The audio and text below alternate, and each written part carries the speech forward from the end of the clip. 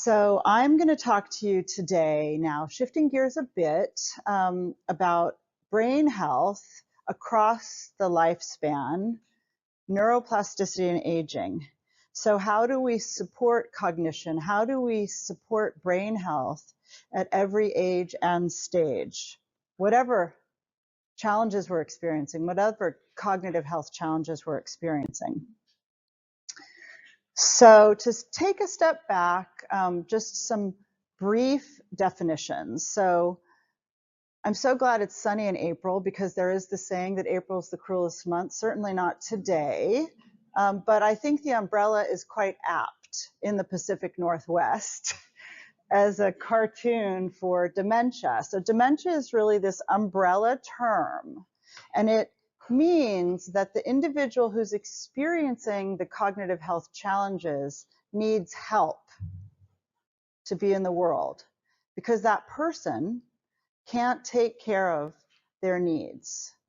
And this is true as humans at so many ages and stages for so many reasons. But in dementia, that person cannot, they need help. So there's loss of cognitive function that impacts one's ability to be independent in the world, okay?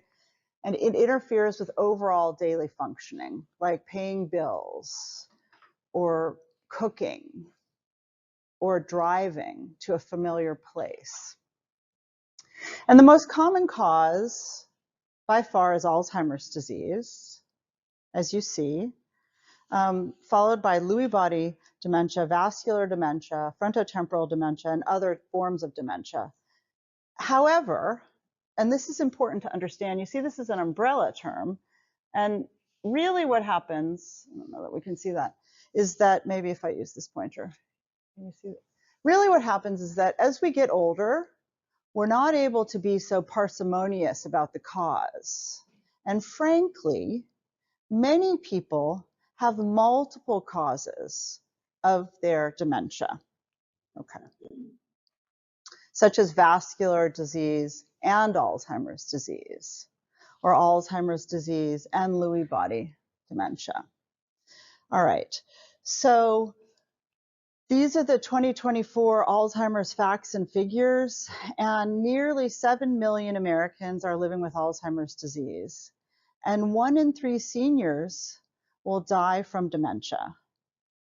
This is more, whereas heart disease deaths have decreased, unfortunately, deaths from Alzheimer's disease are on the rise, and this disproportionately affects women. So 2 out of 3 people who are living with dementia are women, and 2 out of 3 care partners are women, okay, as you see. And, you know, being a care partner is also stressful financially, emotionally, physically, and can increase the risk. So we really want to, and this is often unpaid. So it's within this framework and context that we're going to talk about how to support and help. And we've heard some beautiful, you know, grassroots initiatives in the Pacific Northwest that Mary Grace has just told us about, and we're going to talk about some other programs and approaches. So the lifetime dementia risk, the single greatest risk factor for dementia is advancing age. This is true for all humans on the planet. So all of us, as we live longer, our risk increases. And as you see in the panel B, women have a higher risk over time.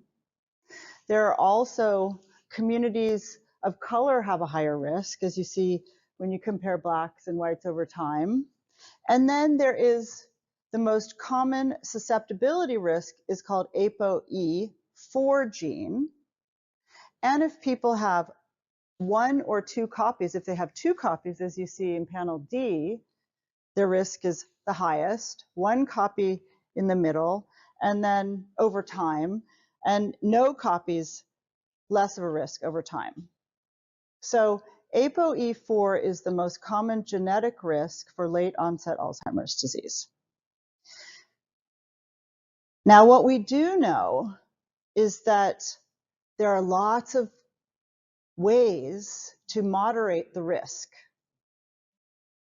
of developing dementia, and also that if you have cognitive health challenges or dementia, what you do in the day-to-day and your environment have an impact on your overall health and well-being.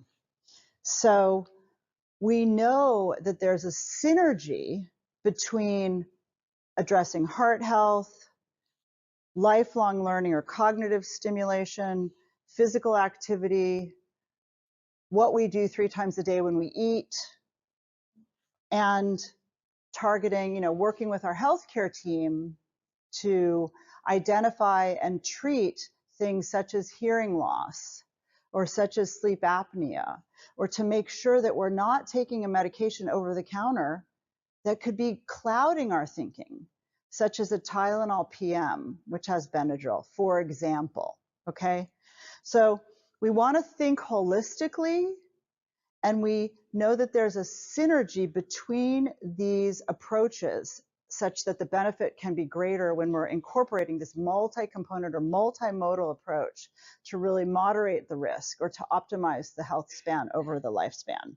Okay, and I'll just cite this finger trial, which came out now quite a while ago, 10 years ago, where there were over 1,000 people who had vascular risk factors. And we know that vascular risk factors increase your risk of dementia, both Alzheimer's disease and vascular dementia.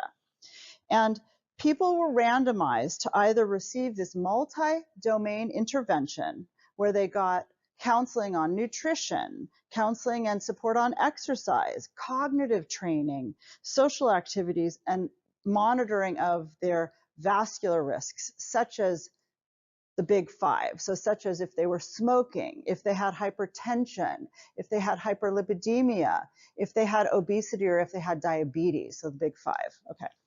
Versus regular health advice. And over those 2 years, what they found was people who were in that intervention arm of the trial had cognitive benefits. They had a lower risk of cardiovascular, 20% lower risk of cardiovascular events. They also were stronger. We know that physical health promotes brain health, and physical frailty is associated with cognitive frailty. So they had lower risk of functional decline, lower risk of chronic disease, better quality of life, and better health benefits. And this has been extended. We see slower rates of brain shrinkage, less atrophy, less white matter disease. So on our sensitive tests, the brains and the bodies of people who are incorporating these positive health behaviors over time, who had significant risks to develop cognitive decline and chronic disease, had better outcomes. Okay. So I want to introduce a concept which is very important for us to understand here now, and that is called brain plasticity or neuroplasticity. And neuroplasticity is the brain's ability to change and adapt. And there are really 2 different types that we think of, okay? One is called structural plasticity, and this is how the brain changes based on our experiences and what we do, our environment and our behavior, okay? And the second, so there's actually plasticity that's changing in the structure of the brain. The second is functional plasticity, and there's a lot of what we call redundancy in the brain. What do I mean by that? That means that different areas can subserve the same function. If the function is needed, thankfully, we have the capacity to have functional plasticity. So if you have a stroke, and you lose the ability to speak, for example, sometimes that can be regained with speech therapy because of the functional plasticity, because of the redundancy and plasticity in the brain. Okay, so then this undamaged area can take over the function that was previously subserved by the damaged area. This is a very important concept to kind of hold dear in our hearts and in our bodies. So, and then we have to know that resilience is really important. So what type of, that we can adapt to challenges. So what we think, do, and pay attention to changes the structure and function of our brain.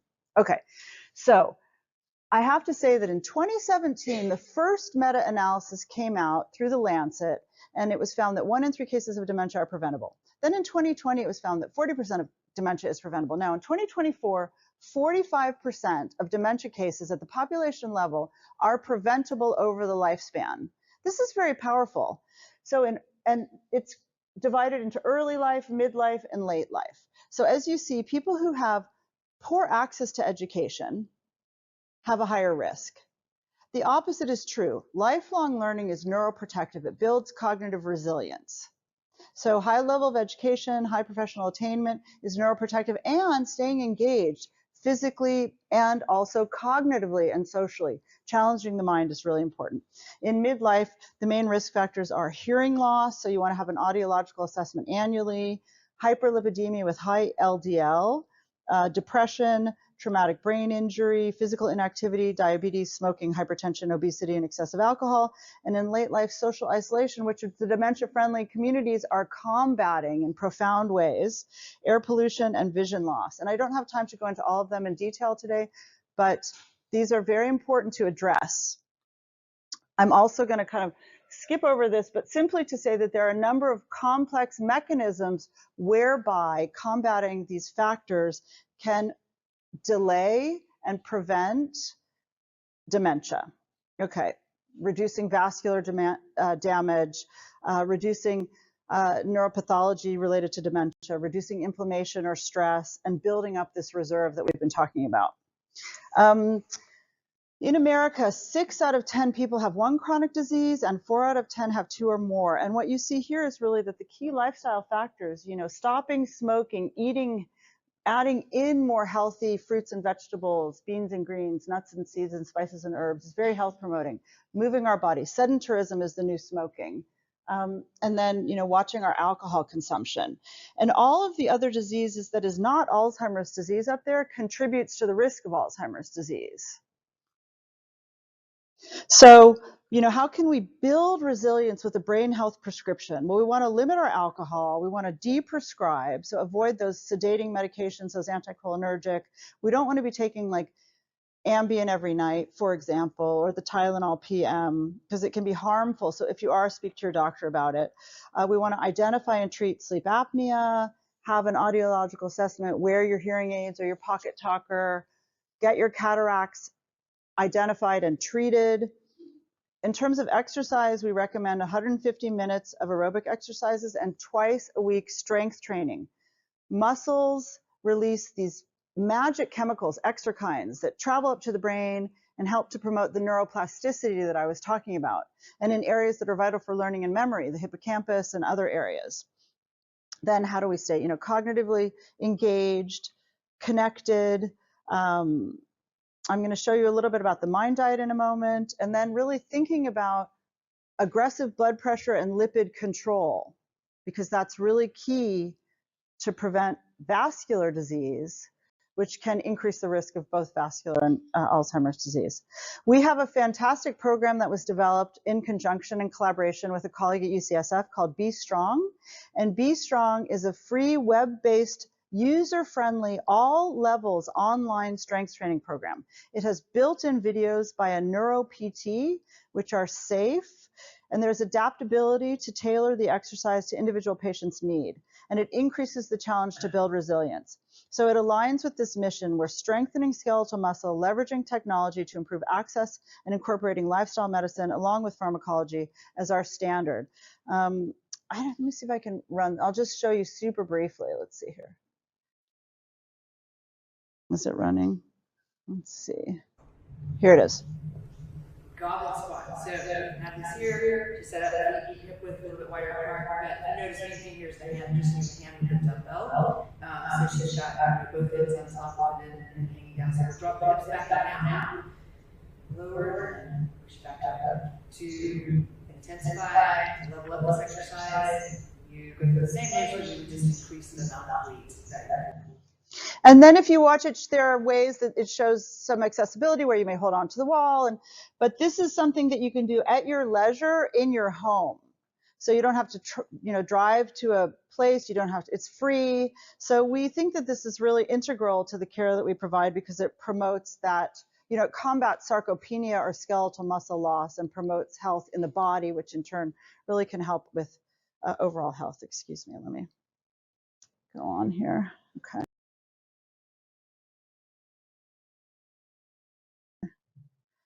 So this is how you would sign up to Survivor Strong. You can, there's a link here and the QR code, and when you sign up, you can have access to this for a year. We've had really good feedback from people. We also had our first pop-up teaching kitchen at the Memory Hub.